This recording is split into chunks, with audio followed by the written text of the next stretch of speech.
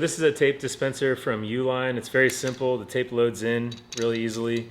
Comes through here. It's got a serrated blade right here to cut it. I'm going to go ahead and tape this screen off, measure to the edge of the frame, cut it off, and then I'm going to make a kind of a U shape there.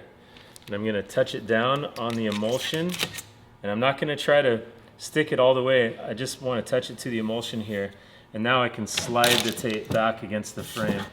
And you really don't have to do much more than that. This side here, I'm gonna make a U shape, again like that, and I'm gonna use my pointer fingers to touch the tape down on the emulsion where I want it, and then go ahead and push it into the edges of the frame.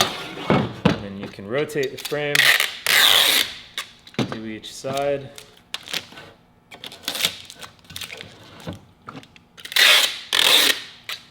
You can also use your thumbs if you want, especially if you're on the frame opposite.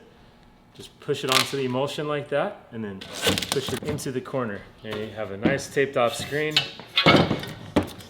Again, 2-inch blockout tape by PMI, available on our website, NorCal SPS. Thanks for watching.